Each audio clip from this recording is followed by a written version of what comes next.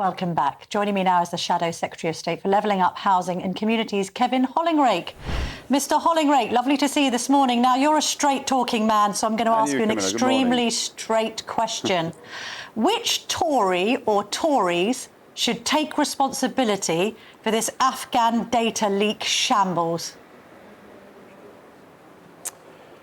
Well, I think they have taken responsibilities. Ben Wallace was the Secretary of State. I think Grant Shapps was Defence Secretary at the time, and then Ben Wallace following that, I think. So they have taken responsibility. They did the right thing in terms of protecting the names of those people that were released, not by them, of course, but released by somebody in the lower ranks of the MOD. Of course, you can call for somebody's resignation when something goes wrong, but Camilla, in life, things go wrong. What you've got to think about next is what do we do about it now? So, I mean, so you can call for resignations, but those people are not even members of Parliament anymore. But they sought to do the right thing after somebody lower level in the Ministry of Defence made the mistake of releasing the names of those people. But this is an epic level of bungling, isn't it? We've got a situation where, according to Johnny Mercer, your former Conservative colleague, about 1,000 to 1,200 members of the Triples, who are those Afghan forces that literally fought alongside British troops, should have been given sanctuary in the UK because they literally faced being murdered by the Taliban.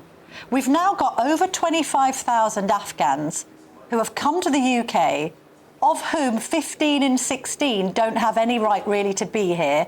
We don't really know who they are or who they're linked to. Some of them might be actual Taliban. And the Home Office has lost its grip on who they are and where they are. And unfortunately, the Tories must take some responsibility for that, mustn't they, Mr. Holling? Well, Ben Wallace did. He's been quite clear in his interviews, and you can follow his threads on Twitter. We took a lot of time to make sure the people coming here, and that did, that you could say that put some lives at risk. The fact we had to take time to make sure people were properly vetted in Afghanistan before they came here. There's always, of course, that's got to be that balance with people's UK citizens. That's got to be the primary importance. But these people fought for us in other jurisdictions. Sure, we've got a some responsibility of them did. for them. Obviously, mistake happened. Obviously, mistake. Well, and they're dependent. Lots of them didn't. We've got to support the.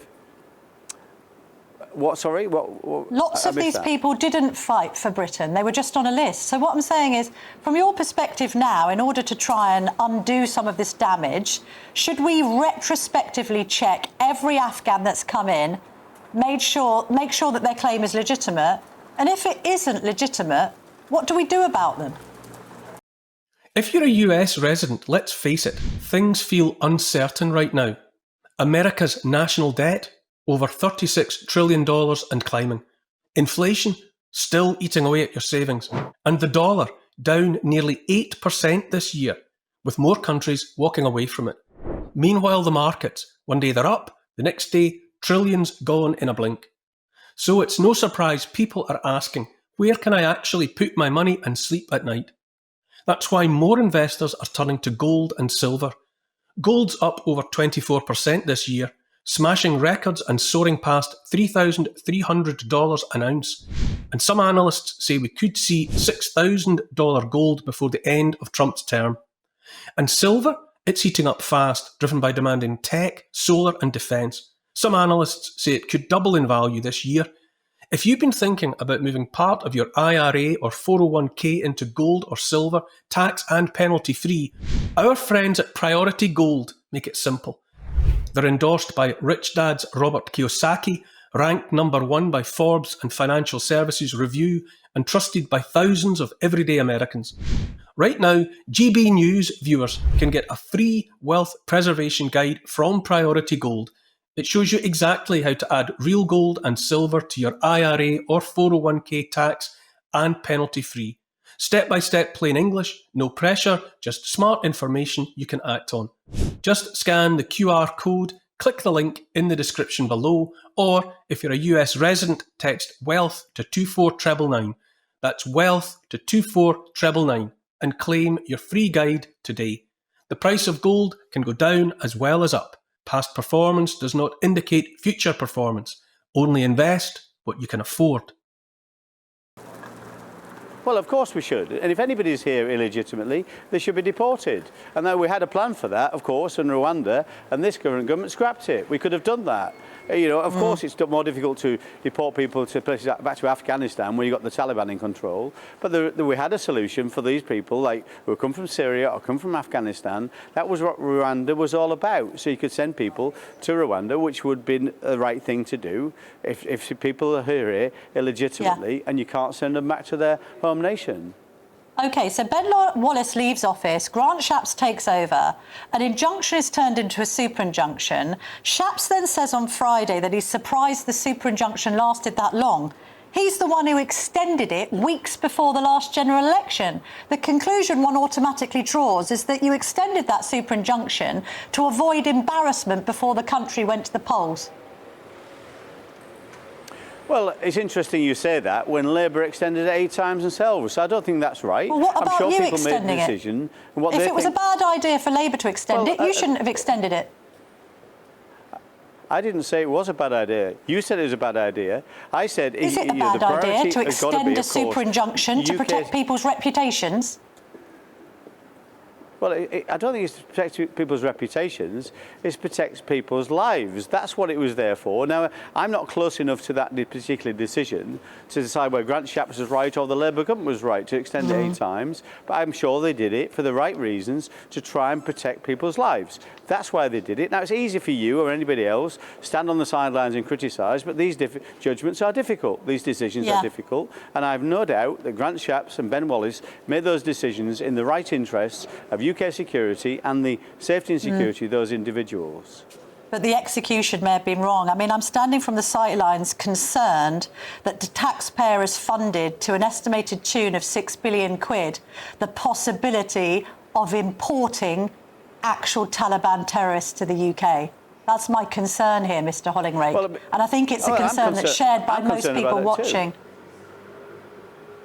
Well, I'm concerned about it too, and we're concerned about it too, which is why we put the checks and balances in place. And those things were prioritised over bringing people from Afghanistan to the UK. The £6 billion figure you quote is for the entire scheme, not just for the people that were the subject of this super injunction.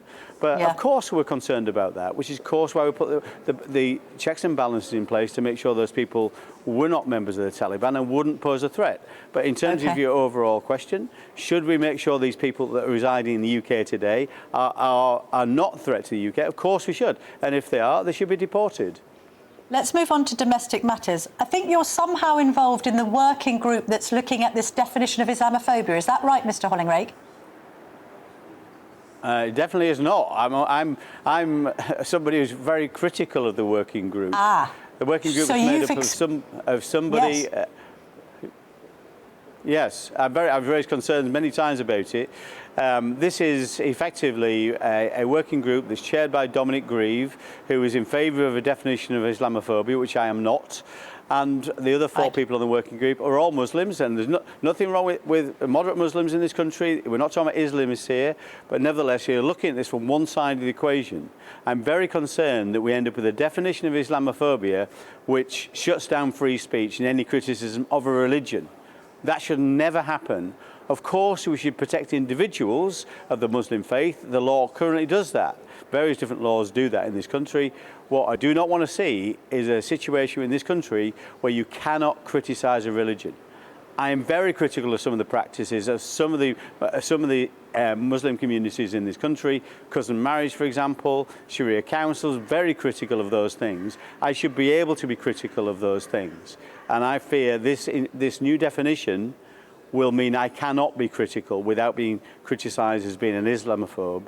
And the most pernicious effect of this, of course, is when our public sector organisations implement this kind of definition, and it will end up shutting down free speech and making sure people in this country are not all treated equally. Some will be more equal than others.